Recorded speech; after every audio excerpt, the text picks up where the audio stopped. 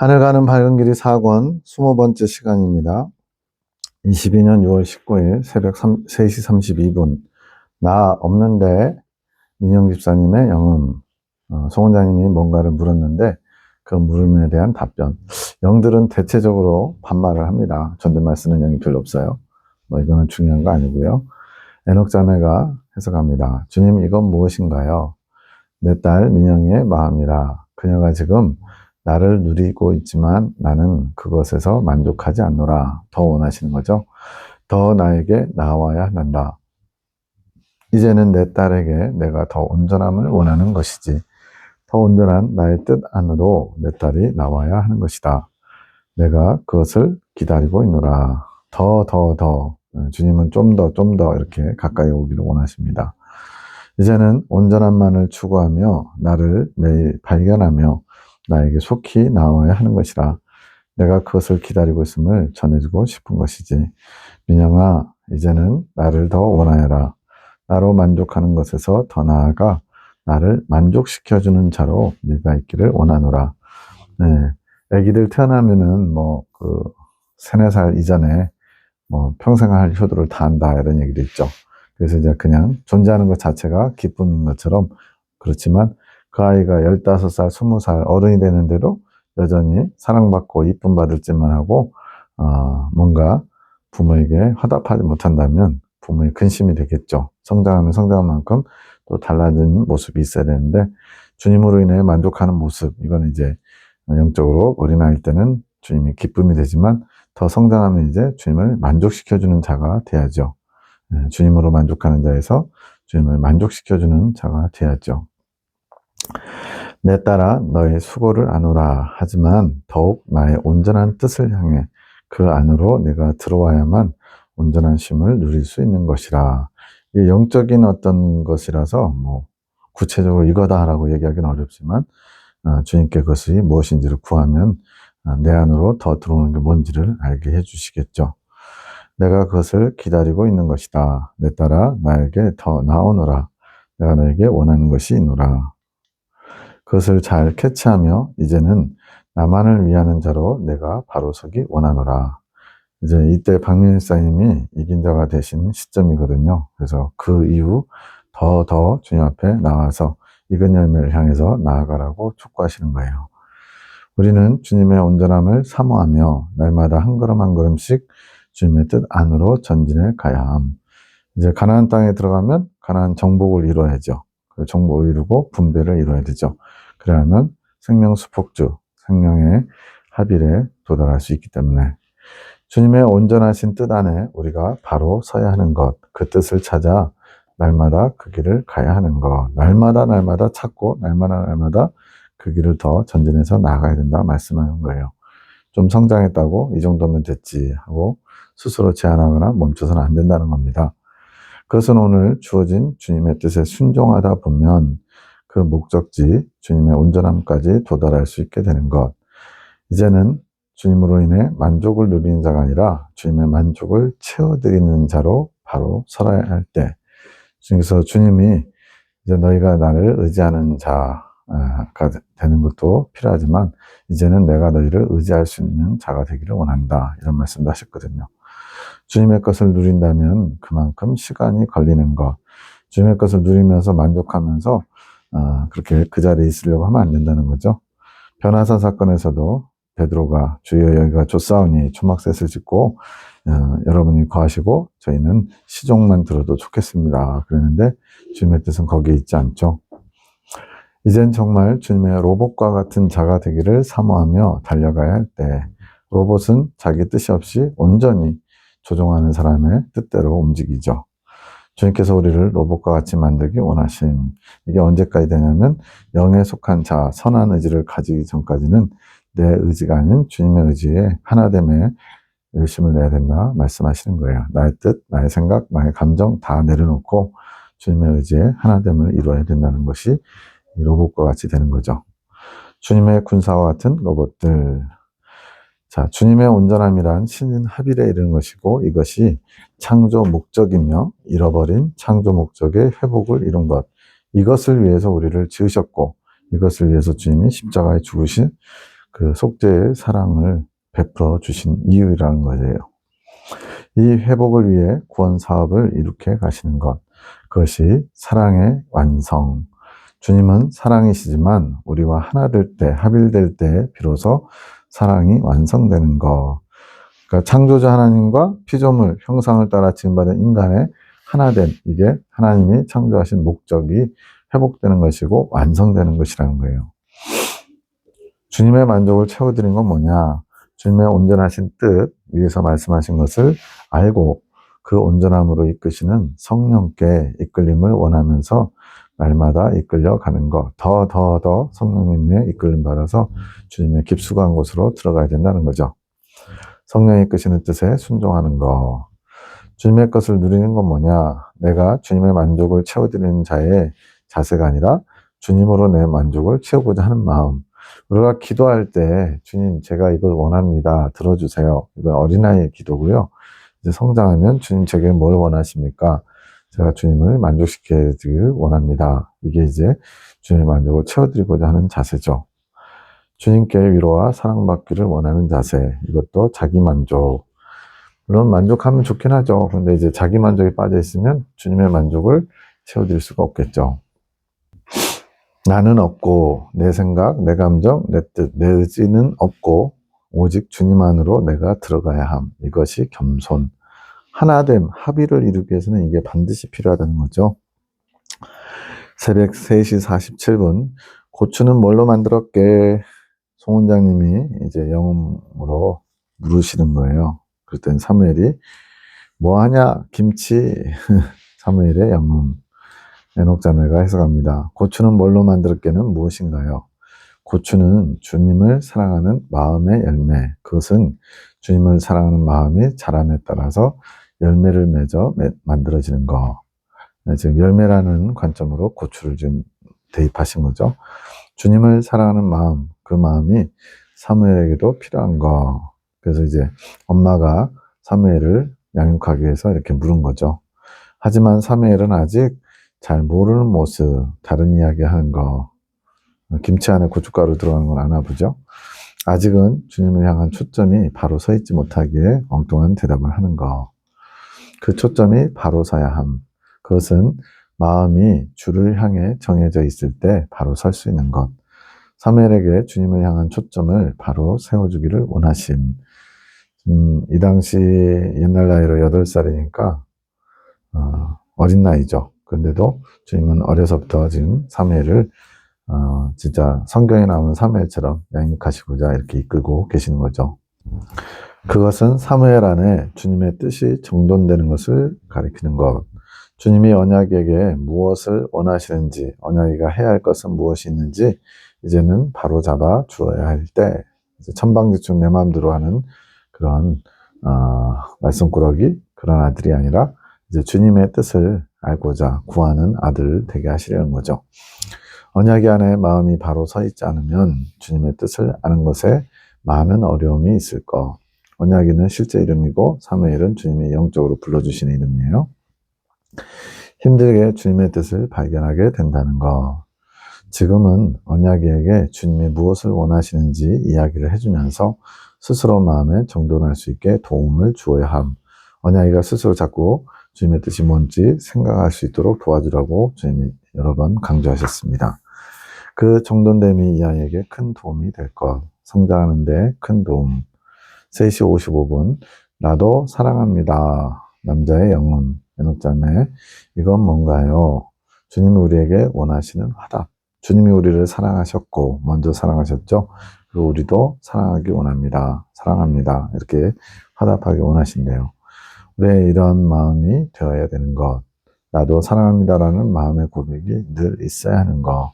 주님이 화답을 굉장히 원하시거든요. 사랑은 주고받는 것이기에. 입술의 고백이 아니라 마음의 고백인 것은 그만큼 진실함이 따른다는 이야기. 말로만 100번, 1000번 하면 뭐랍니까? 마음이 담겨 있어야죠. 주님을 진정으로 사랑하기 원하고 주님을 진정으로 사랑하고 있는 자는 주님을 향해 전진할 수밖에 없음. 왜냐하면 주님이 그걸 원하시기 때문에.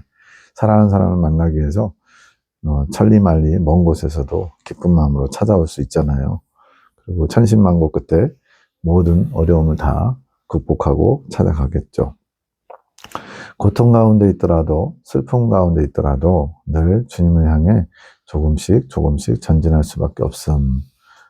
엄살 부리고 지금 피곤하니까 나중에요, 이런 핑계를 댈 수가 없다는 거예요. 사랑으로 마음이 불타오르면 그것이 진정으로 주님을 사랑하는 자의 모습. 우리의 고백이 입술이 아니라 마음의 고백으로 드려지기를 원하심. 주님은 우리를 늘 사랑하시지만 내가 주님을 진정으로 사랑하는 마음이 될 때 화답하며 주님을 향해 전진할 수 있게 되는 것. 그래서 처음부터 주님 사랑합니다는 진실한 고백이 안 나와요. 그래서 제가 주님을 사랑하기 원합니다. 주님의 사랑을 알기 원합니다. 주님의 사랑을 알고 제가 그 사랑에 화답하기 원합니다. 이렇게 주님을 사랑할 마음마저도 주님께 구해야 되는 것 같아요. 그것이 온전함을 이뤄가는 것. 주님의 사랑과 나의 사랑이 하나를 이루며 그만큼 내가 주님께 드린 사랑의 크기만큼 온전함을 이루게 되는 것. 이게 사랑의 완성이죠. 나도 사랑합니다라는 마음이 날마다 이루어져야 하는 것. 그러려면 주님의 사랑을 알아야죠. 그러니까 주님의 사랑이 무엇인지를 알기 원하고 구해야죠. 그러면 주님의 사랑을 경험하게 허락하시겠죠. 이것이 화답하는 자의 자세. 주님의 사랑에 늘 화답하는 자가 되어야 함. 그래야 성장을 이룰 수 있음. 결국은 주님을 사랑하는 자가 높이 성장하고 주님과 하나됨을 이룰 수 있다는 얘기죠. 새벽 4시 9분 전사님도 좋아요. 사무엘의 영혼. 애국자매가 해석합니다. 주님, 이건 뭔가요? 사무엘의 마음. 사무엘 안에 여러 가지 마음이 있음.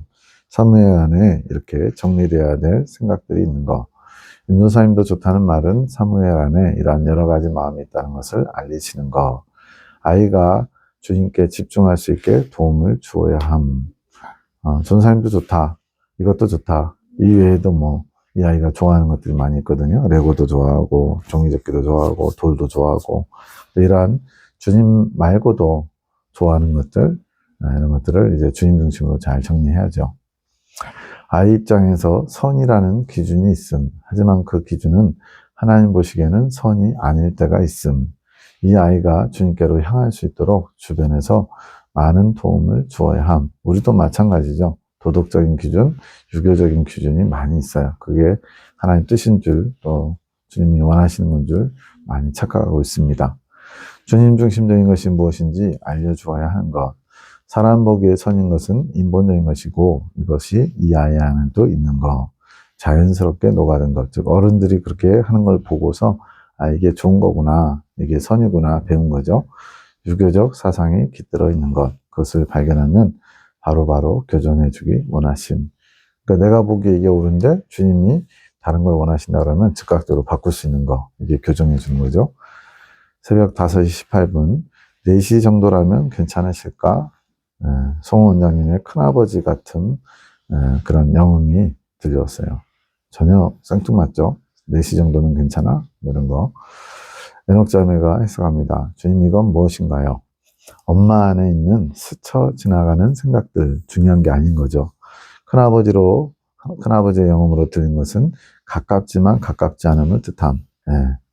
옛날에는 이렇게 대가족으로 모여 살 때는 큰아버지가 가까운 존재지만 지금은 뿔뿔이 흩어져 사니까 그냥 안부만 전하고 가족이란 것만 인식하고 있는 거죠. 가깝지만 가깝지 않음. 아직 엄마 안에 속해 있지만 그 생각들이 엄마를 어떻게 하지 못하는 것을 뜻하는 거. 그러니까 아주 중요한 건 아니고 그냥 스쳐 흘려보낼 수 있는 거죠. 큰아버지 관계와 같이 가깝지만 먼 존재와 같은 생각들. 이것을 알리시는 이유가 이제는 엄마 안에 있는 이런 것들이 이러한 상태가 되었다는 것을 의미해요. 엄마 안에 있긴 하지만 그것이 틈이 되지는 못하는 것. 예전에는 영향을 많이 끼쳤지만 지금은 영향을 별로 끼치지 않고 그냥 스쳐 지나보낼 수 있는 그런 생각들인 거죠. 하나님 중심적이지 않은 것들. 아직 엄마 안에 있다는 것은 그것들의 영향이 있다는 것. 하지만 영향을 받지는 않는 엄마의 모습. 그 생각들이 힘을 잃은 것. 주님 중심적이지 않은 것들, 작고 사소한 것들을 다 쳐낼 수 있는 거죠. 이 생각들은 마귀가 넣어준 생각은 아니라 나로부터 나오는 생각. 그러니까 이게 죄된 생각이나 넘어뜨리기 위한 생각은 아니에요. 그러나 주님께 나아가는 데 집중하는 데는 방해 요소, 영향을 끼칠 수 있는 요소들인 거죠. 즉 정욕의 소리를 말하는 것, 정욕의 소리가 발동해도 그것이 엄마에게는 큰 영향이 되지 않음을 의미하는 것. 이유는 의지가 주님의 것이 되었기에. 지금 22년 6월인데 이때 당시 송 원장님이 흰옷을 입고 의지의 하나됨을 이루는 때거든요. 주님과 나의 의지가 하나됨, 이런 시작점입니다. 의지가 주님의 것이 되었기에 정욕의 소리가 발동하더라도 큰 영향력을 받지는 않는 것. 정욕의 소리가 틈이 되지 못한다는 것. 정욕의 소리가 올라와도 그냥 스쳐버리는 엄마의 상태를 말씀하신 18시 33분 주님의 아픔. 이제 주님의 아픔을 느끼셨나 봐요. 가르치는 자들이 이긴 자의 소망을 품지 못하는 것이 주님의 아픔. 이건 뭐냐면 이 당시 11시 예배 때 외부에서 그 K 목사님이 병가를 내고 외부에서 목사님 오셨는데 조땡환 목사님이 오심.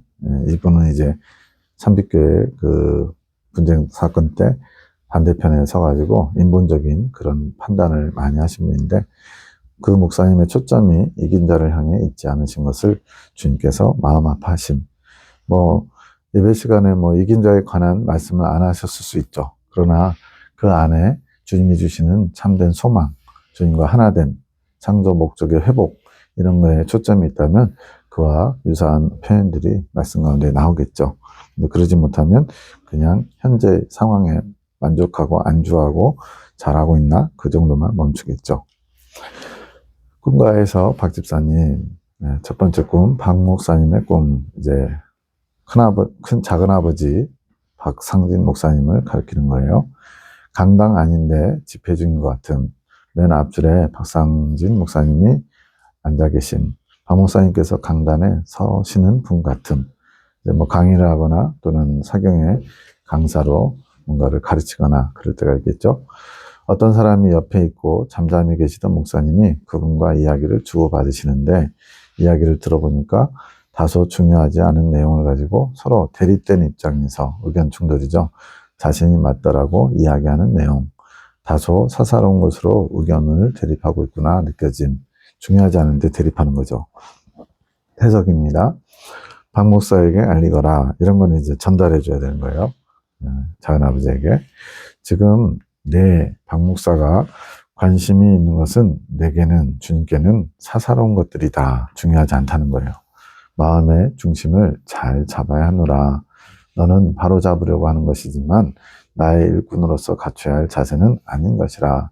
너는 중요하게 생각해서 바로 잡으려고 애쓰지만 그게 내게는 중요하지 않다. 그러므로 주인이 중요하지 않으면 당연히 일꾼은 그걸 중요하지 않게 여겨야죠. 근데 그렇지 못하고 있는 거죠.